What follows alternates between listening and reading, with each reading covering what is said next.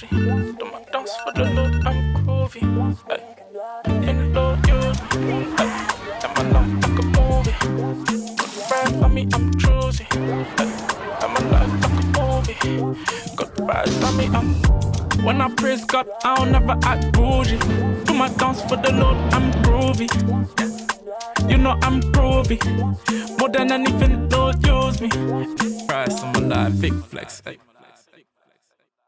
Hey guys, and welcome to our YouTube channel. I'm Kenji Izabella. And I'm Isabella Gori, and in this video we are going to be speaking about our journey with money in a relationship, because we believe that this is huge in relationships and it's just something that we don't see people talking about, or they want to talk about it but they don't really know how to talk about it. So we're just going to share our experience with you and what got us to really where we are now with our relationship with money too.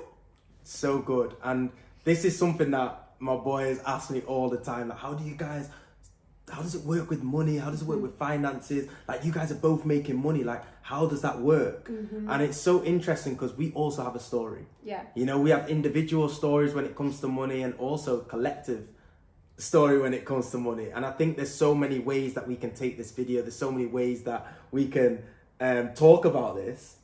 Let's go. Yeah, there's going to be literally like part 1 to part 100. Series. So if you want it to turn into a series, let us know in the comments below, because there's literally so many different ways and avenues to go. But we thought it was just best to start with our experience and our story first, so you could kind of like gain more of an insight into what we've been through too. So I think you should kick it off from when money started to come into our lives, like individually. My first paycheck that came in was my Adidas deal. And that was at 14. I signed for Adidas, and that's when I realized that I don't have to ask my dad for money. Wow. I don't have to ask my dad to go to the cinema. Yeah. I don't have to ask my dad to get a Starbucks. Or little things that I want to go get a toasty. $2.50. But I don't have to ask my dad. It just feels nice. It just feels nice. So at 14, I feel like when I first got that paycheck, and I remember buying then my first Mac with that, like, I had a Mac at 14, and I've still got it now. Guys still use the Mac now. I still use that Mac now. Hey, Apple tried to, listen, I'm still updating it, you know. Still works fine. No, but it's really interesting, like, because money came in from such a young age, I saw that when I started to have money, I felt more responsible in myself, that nothing could kind of control me into making certain decisions. No one could tell me yes or no, because I could just be like, I'll do it myself. You know, and I felt like so free with that. You know, I felt so free. And before that, it was always like, Dad, can I borrow a quid? Can I have a quid? You know, can I have a pound? Crisp packet is 50p. You know, you want that chocolate bar at school at break time. And it's all these little things I used to say, Belle, give me 50p, man. I still owe Bella some money from school days. From 16, I signed my my scholarship, and that was, I think, a couple hundred pound. I think £100 a week or something like that, £110 a week. And I felt like a big dog. Hey, that was lit. I felt like a big dog. Bro, that was when I started to get the go to the shop and buy my own gear, and like all that stuff. Going to Zara, getting the latest tracksuits, little jacket. But with that also came like freedom. I could get a car, and I remember my dad got me a car then as well, and I could put petrol in. I could go wherever I wanted. Fast forward now to signing my professional contract for Swansea was like wow, like. Now I've got access to finances. Now I'm going from boy to man. And now I'm going from being really responsible. I've got my own apartment, got my own bills to pay. That was kind of my journey regarding the foundations of what money was to me. I think it's really interesting what Kenji said about how when he had access to money, you felt like there was a certain freedom that came with that. Because I also do think in the world, money is so associated to freedom, but there's an external freedom, but not this internal freedom, right? Yeah. And I also picked up on when you were speaking about how you had this like newfound responsibility. I feel like when you moved to Swansea, you did like shift from this boy to a man. But for a lot of players, they have access to money by their new contract, but they've not necessarily yet shifted into the man, and therefore they're doing things that a boy would do with it because they're just doing the things that they're shown to do with it too, because they haven't fully understood the responsibility of what comes with money, just the responsibility that they think that they now have to do certain things too. So I can't wait for us to get into the next chapter there's of so you many, too. there's so many things as But well. for me, when I was around 16, I'd actually like always worked from really, really young. Like I'd always done like babysitting, and I worked for my dad like even before that too. But there was a stage where I couldn't go and ask my family for money because it wasn't there. So I really took on the responsibility of I need to bring in the money in order to support me in what I need to do, because I know for sure that I always wanted to do the best things. But also there was other people that I was having to look out for too from such a young age. So I've always worked as a waitress or a babysitter, and I worked in a nursery, etc. too, throughout my whole education in order to do the things that I also desire to do. At that time, I no way saw that Kenji's money was my money, or no way thought that my money was his money. And I loved it when we did things together, and I knew that Kenji was able to do things, and he also knew what I needed to do with my money too, in terms of putting money in our fridge, etc. So that was, we were always quite like open with that, and there wasn't always just a flow of that too. A big shift then happened, I would say, when you were in Swansea for a few years, and then I'd graduated from university, and now we moved in together, right? And we always say that just because we've been in one long relationship, we literally feel like there is 7 different relationships in what we've been on. But I think that's a really good chapter to enter into, because now you're on a professional contract, which is amazing. And I've just finished university, and I'm confused at this point of what to do, because I'd always committed to have this financial independence. So when I graduated from university, I was really conflicted because all of the players' partners, no matter what age, they all lived together. So I felt like that's what I needed to go and do. But at the same time, I wanted to go get myself a job, and I knew where Kenji was, the opportunities weren't as much as the opportunities that I could get in the bigger cities near me. And I remember making the decision, and Kenji probably made the decision for me at that point. He's like, you're coming in, you're living with me. But I remember making the decision. I was like, okay, I want to follow my heart, because I love Kenji. I've been with him for 7 years at this point, and I don't want to have a long distance relationship anymore.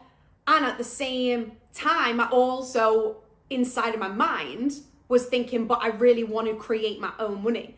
And that's when I recommitted to myself, and I was like, I'm going to be financially and emotionally independent no matter what. And I believe that I can have both. And I made the decision to have both. And I really believe that I made the most out of it as well, because I moved in with Kenji. And in the first month that I moved in, I also set up my business too.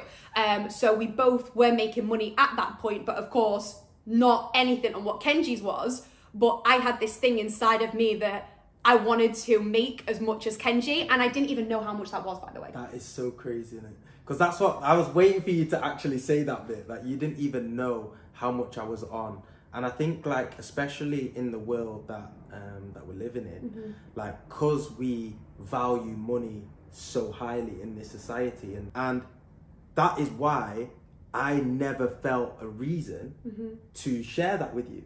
And it was never a thought, like, you never, I don't know if how it was for you, or if you ever really felt I think that. for me, I didn't feel it, but other people would ask me, and then I would think like, wait, maybe I should know this. But from then, I just thought like you had it covered. So I didn't feel like I needed to ask you, to be honest. But what I can tell you is I did see stuff that triggered me, and I didn't even realize that it was about the money.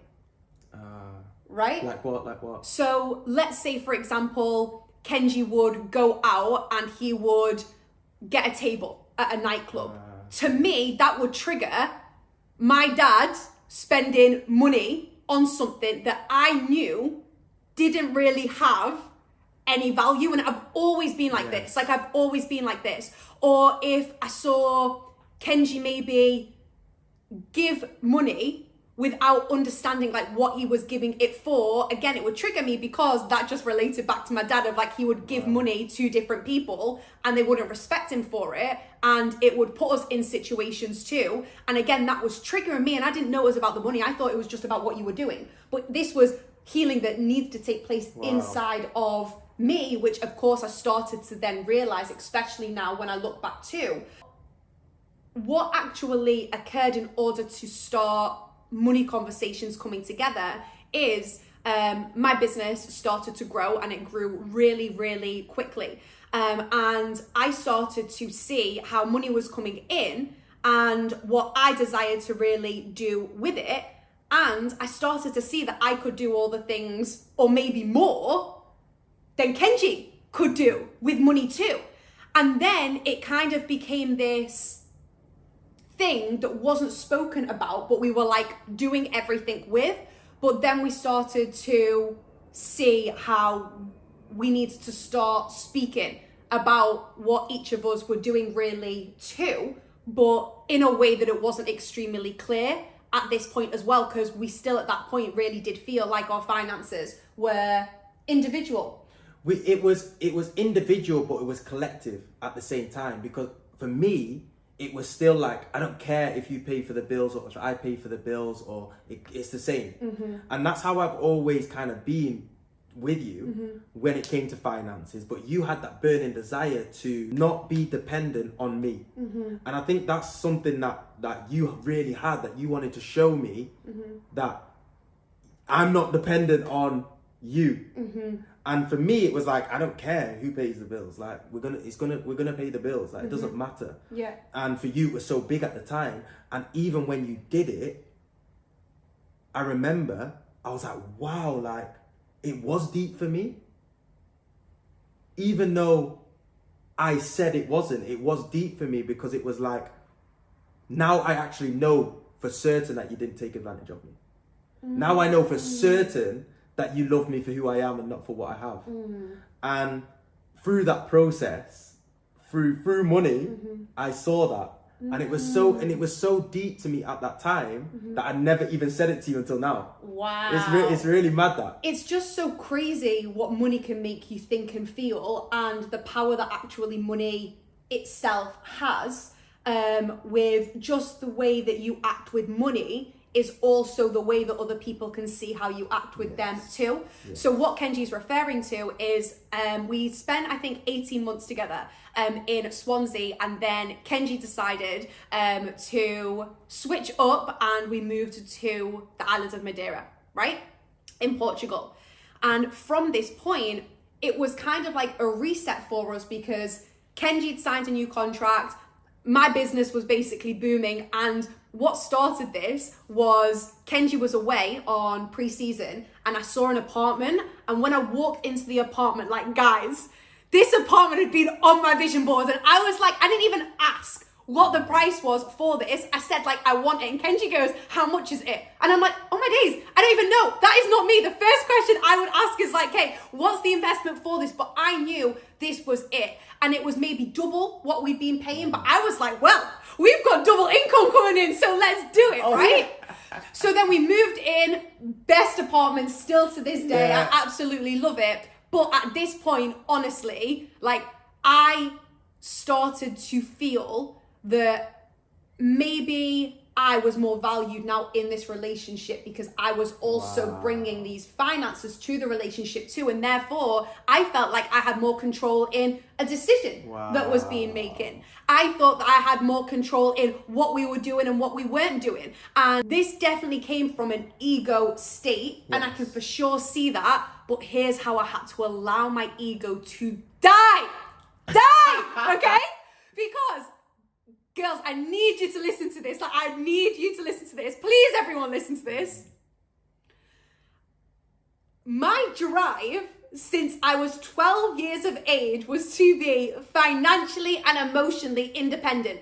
After a year of being financially independent, I soon realized that I didn't like it. As in, I liked the independence, but I didn't like feeling like I was sending half of the bills to Kenji every single month. He never asked for this. I wanted to do this, but it did not feel good to me. And I was so confused why. And I couldn't say it because I'd worked so much to prove it to myself and prove it to others too, that I was going to do this. And also I could see the responsibility and the control, the decision making that was then given to me. So I was like, wait, if I stop this, is all those other things going to stop too that I've got control over? Because I mean, I'm a control freak, but I would say 3 years ago it was like this times 10, right? So one day I sat down with Kenji and I was like, you know, this really doesn't feel good. And he's like, I don't care. And I'm like, no, but I do. And he's like, I don't care. And I'm like, it just doesn't feel good. Like, I guess I really like to be looked after and provided for, you know? And I was so confused because that was always something that I didn't want to happen. And now I put myself in this situation, and in a partnership, I could start to see, wow, there is roles with a man and a female in a relationship. And being able to sit back and for your man to provide and protect you is definitely something.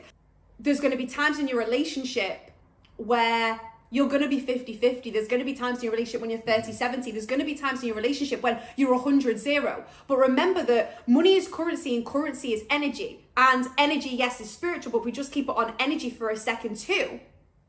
If your partner was down and he was so tired because he didn't have enough energy inside of him and he needed something, you're going to go to the shop and pick something up because you've got the energy for it. It's the exact same with money too, but now you're just looking at something actually tangible. So we actually had to do a full rewire and reprogram at that point of like, what were we going to do moving forward? And of course, in another video, we can speak about how we manage our money and who looks after what, etc. too. I'm more than happy to share that all with you. But it definitely was this point where I was like, Kenji, I really feel like the way everything's happened, like it just doesn't feel great to me. So I don't know what that was like for you, to be honest, but...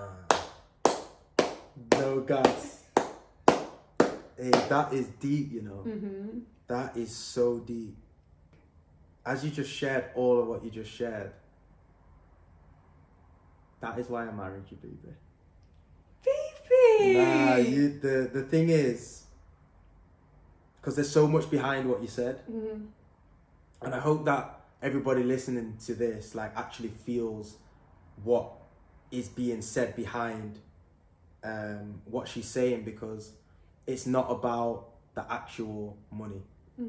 It's not about the finances. Because I had to get myself to a stage of being able to trust Kenji to protect me and to provide for me.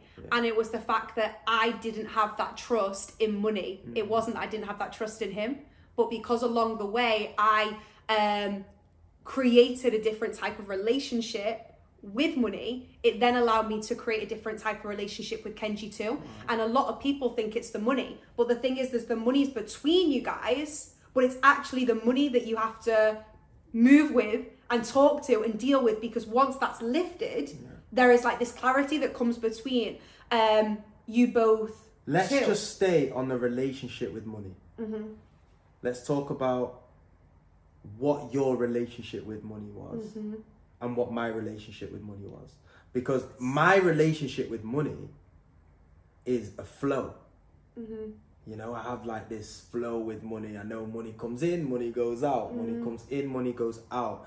And even through the process of it all, of getting money and money going out, when I've realized where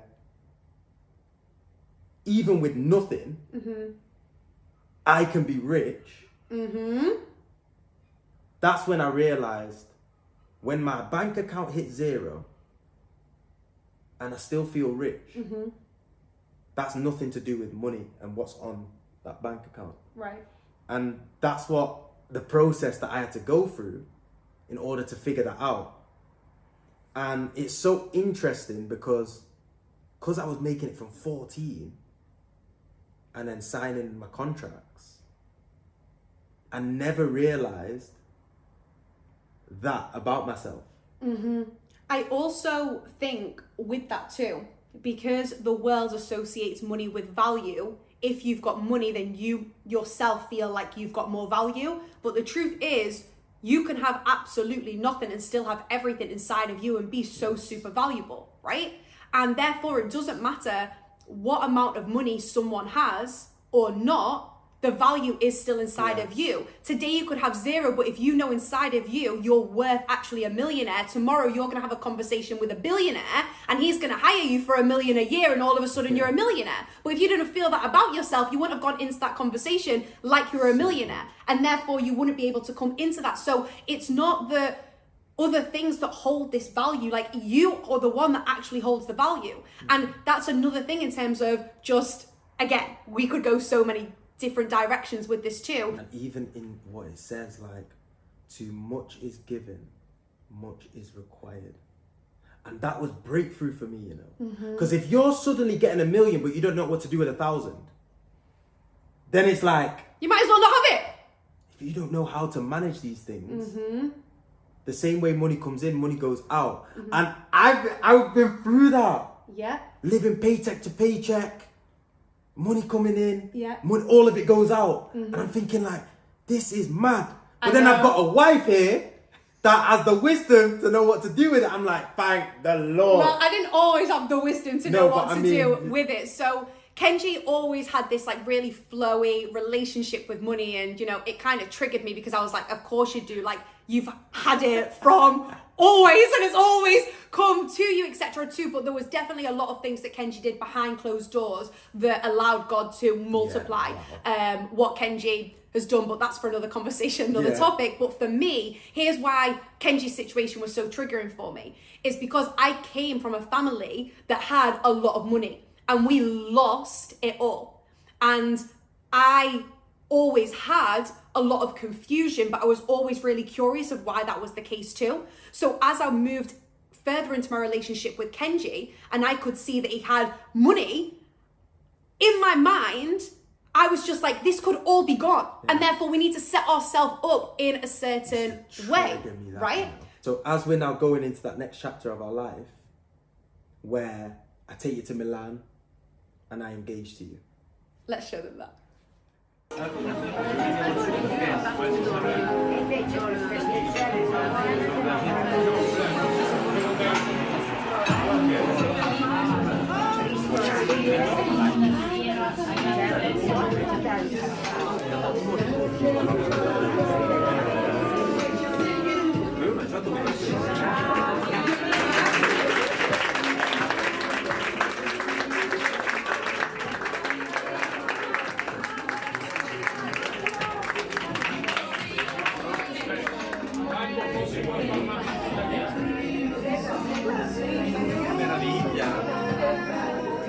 Was that the cutest or was that the cutest? Okay, carry on.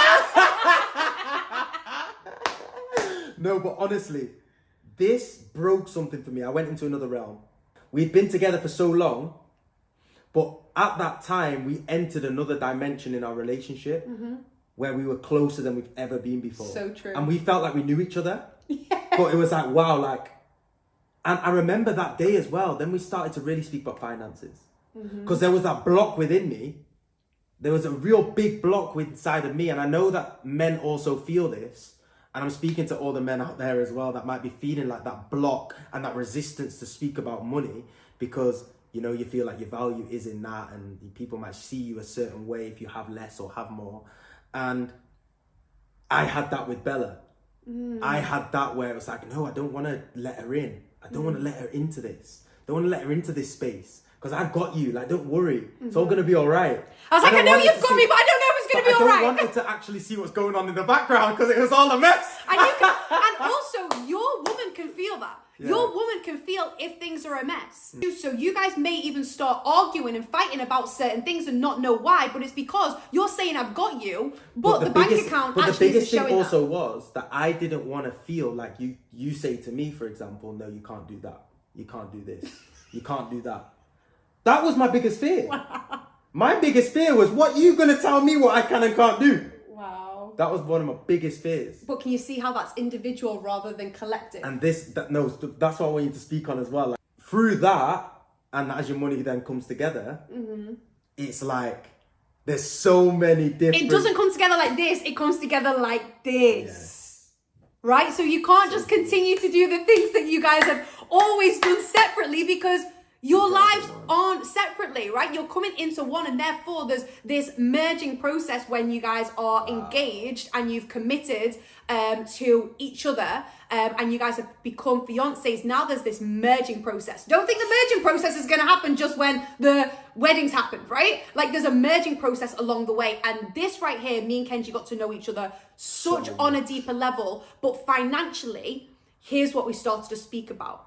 Okay, what are your values? What are my values? For me to understand why he would do certain things and why I would do certain things too, right? Like, if one of his values is experiences and one of my values is experience too, amazing, we know that we're going to have amazing experiences. But if one of my values, legacy, and let's say one of Kenji's values, family, well, I want my legacy to go on, and Kenji may want to be doing things for his family right now, and therefore there's going to be a little bit of conflict, even though you can kind of see that they're similar things. They're actually very, very different. Yes. So we had to both start to see, what are your values? So we could see what our values were together, and also to have grace and understanding for what their values are too, and why, in order for your money to then be set up in a certain way as well. I started to know exactly what Kenji was bringing in through this time too. And then we started to see how we can make the most of these finances too, because in business, and just like God has gave me so much insight into different worlds of finances, like from my business generating over 7 figures in revenue over the past 5 years, and for me to support my clients in over generating 5 million, and being really closely connected to athletes and entertainers of the world and other CEOs, etc. as well. Through this, I've been able to see that it doesn't matter how much money someone's bringing in. If you're unable to manage it, like, you're all going to feel like you're still living paycheck to paycheck to paycheck. And therefore, things really do need to switch up, and they need to change too. And I started to allow myself to express these things to Kenji as well, so he could see. And I remember expressing to you at the start, and it came with some aggravation from me as well, because it triggered me. It really, really did. And I couldn't bear to think that that was also going to be us, because I could see how financially successful we both were. And I know for sure that can go like this. And I wanted to make sure that I was set up for stability, then independence, and then freedom, etc. too. And people get very twisted of what those words are. So good. So good. Now we are in that process of becoming one. And in that process, obviously, a lot of things get triggered, a lot of conversations get spoken about. Now she's going to be mine forever. You know, it's like we're now in this for a lifetime. Like, there's no coming or going. You're still going to meet me in eternity, right? Eternity, the most important bit. Right. This is life. Right. I want to be with you for that. But now we're going to that next part, which is the best part, is to marriage. Yes. And marriage isn't going to fix anything. Marriage just highlights it. Marriage will highlight certain things again. And it will just enhance it. Yeah. It will just enhance it rather than fix anything. Like, I used to have that belief that marriage will fix it. Really? Yeah. I used to think, like, yeah, once we're married, like what? It's done. Marriage is like the end goal. Wow. You know, like, I used to think, like, yeah, when I'm married, I've completed it. Wow. Completed life. But that's not it. That's not true at all. Of course not. And there's so much work that you got to do and to really fix the things before you go into it, because marriage is a huge thing. It's so big. So once we then entered into our marriage, we were very, very clear on what is gonna be set in place. However, you instantly don't just change as a person. So there's new commitments that are made, but your consciousness is at a different level, and therefore you're still doing things how you used to do them because you forgot you made this new commitment, right? And you both have got to have grace with that, because you've got to understand that, like, Kenji's a person and he comes with all of his money stories, he comes with his own money mindset, and he comes with his own money relationship. He comes with his own relationship with money. And so do I too. And therefore, there is this journey that you guys must go on as well, because you're gonna see old things start to come up, and that right there is when you can start to say, hey, I think I need to sit with this a little bit more. I think I need to heal what's been going on here. As you guys become then one, it's like your relationship with money also becomes one. And you have to be on the same page. Oh my days, you have to be on the same page. Because if you're not on the same page, you continue to barge against each other, you continue to bash, and it's like, no, but I've got this relate, but you've got that, and it's like, yeah, but I've got these thoughts on money, you've got these thoughts, and it's just so contradictory. And in a marriage, it's not about, well, I don't care what yours is, this is mine. It's not about that. It's You're about one. how are we actually going to work together. And something that Kenji speaks about too is, if you're going to share your water with your wife, if you're going to share your bed with your wife, why wouldn't you be sharing money with your wife too? Oh my days, there's so much more we can say. I want to speak about prenups. I want to speak about accounts. I want to speak about so many things. Yo. Wow. There's so many. Okay, do you want to wrap this up then? So thank you so much for joining us on this video. I hope you guys enjoyed it. We enjoyed talking about it. There's going to be a lot more to come. And let us know what your biggest takeaway is as well. I'd really like to hear the biggest takeaway on this one. So leave it in the comment box. Make sure you like, subscribe, hit the notification bell. And we'll see you on the next week. And if you have any specific questions when it comes to money in a relationship, drop them below. We may even open up a money Q&A in relationships too. Alive? No. Ooh. Do that. Drop your suggestions, drop your questions below, and I just feel like already this is definitely gonna turn into a series. Don't use me. Price on my life, big flex. Ay.